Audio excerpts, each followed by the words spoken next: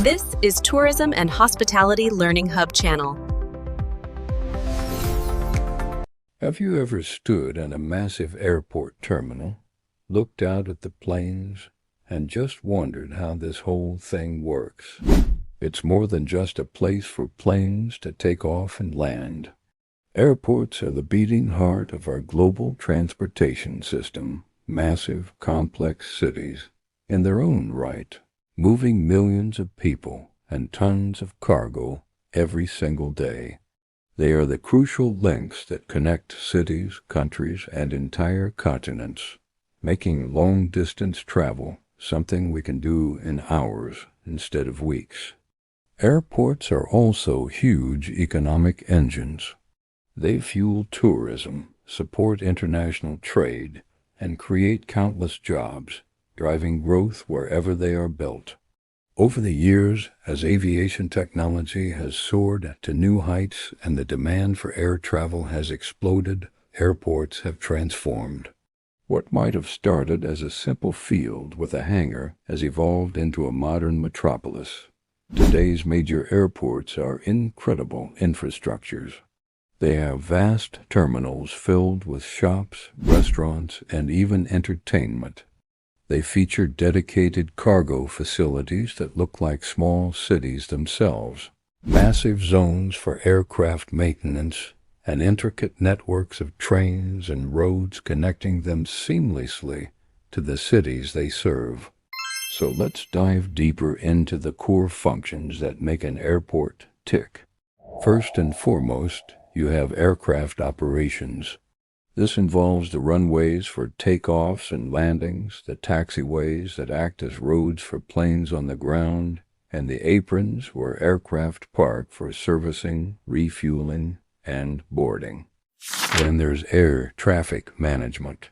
High up in the control tower, air traffic controllers are the choreographers of the skies, ensuring every aircraft moves safely and efficiently, both in the air and on the ground. Their work is critical to preventing collisions and keeping everything flowing smoothly. On the ground, an army of personnel provides ground handling services. This includes everything from loading and unloading your baggage, to refueling the aircraft, to performing essential maintenance checks. The goal is always a quick and efficient turnaround to minimize delays and keep the airline's costs down. For passengers like us, the journey involves passenger processing.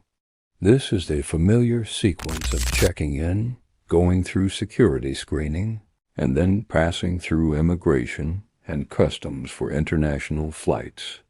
To make the wait more pleasant, airports offer a huge range of amenities like comfortable lounges, duty-free shopping, and a wide variety of restaurants. And for many travelers, a large airport isn't their final destination. It's a transit hub, a place to catch a connecting flight to somewhere else. And we can't forget about cargo. Airports are vital for global trade. They have dedicated cargo terminals with massive warehouses and processing facilities designed to handle everything from fresh flowers to life-saving medicines, ensuring the global supply chain keeps moving. Now, not all airports are created equal. They can be classified in many different ways, which helps us understand their specific role, size, and capabilities.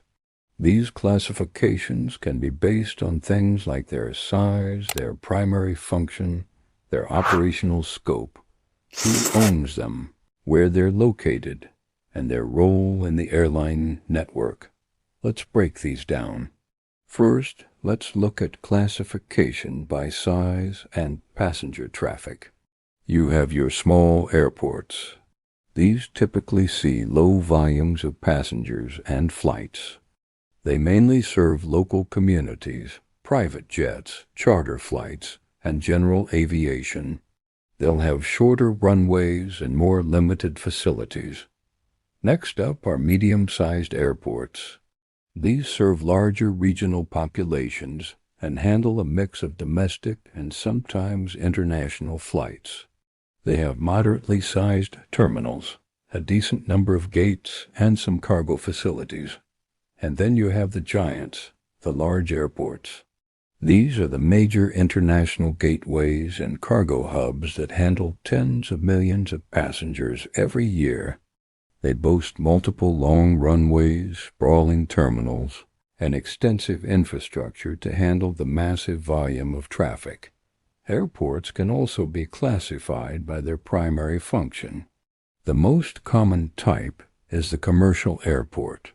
These are the ones most of us are familiar with, built to handle scheduled passenger flights, both domestic and international. They're fully equipped with terminals, security checkpoints, and baggage systems. Then there are cargo airports. These hubs are designed almost exclusively for freight. Instead of passenger terminals, you'll find massive warehouses, specialized equipment like cold storage for perishable goods, and extensive customs facilities to process shipments quickly. Military airports or air bases are used by a nation's armed forces for defense, training, and strategic operations. Sometimes you'll find a joint military-civil airport, where a portion of the airfield is used for commercial flights, while the military maintains its own separate operations. Finally, there are general aviation airports. These cater to private aircraft, business jets, flight training schools, and charter services. They usually have smaller terminals and shorter runways than commercial airports.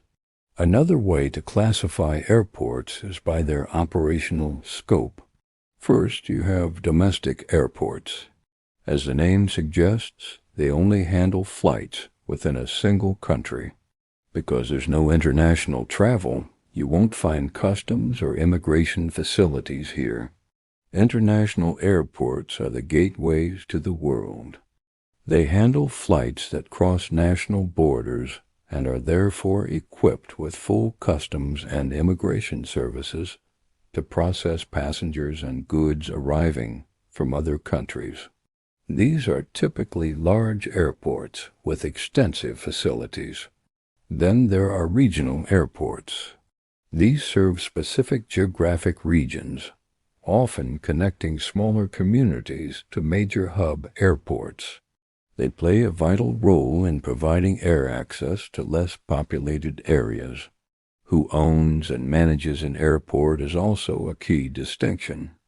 Public airports are owned and operated by government entities like a city, a state, or a federal authority. While their main goal is to provide a public service, they are also expected to generate revenue to cover their operational costs. On the other hand, you have private airports. These are owned and run by private individuals or corporations.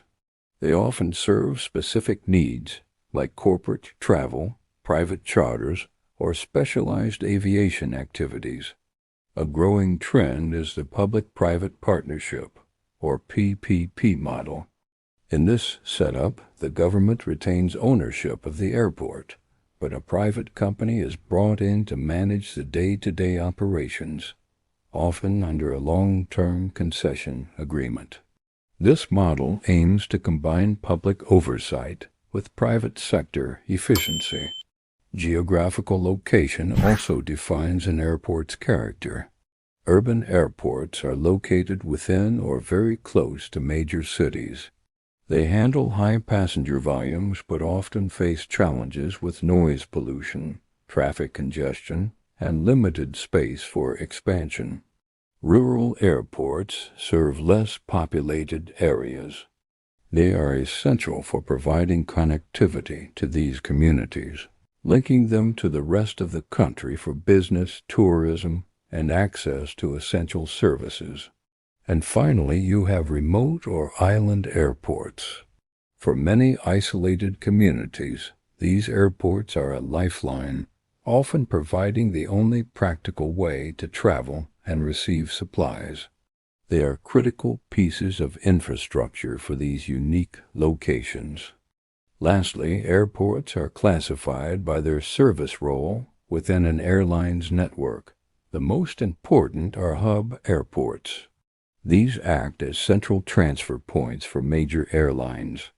An airline will fly passengers from many smaller cities into its hub, where they can then connect to flights to destinations all over the world. This hub-and-spoke model allows airlines to serve a vast number of routes efficiently. The other side of that model is the spoke airport. These are the secondary airports that feed passengers into the hubs.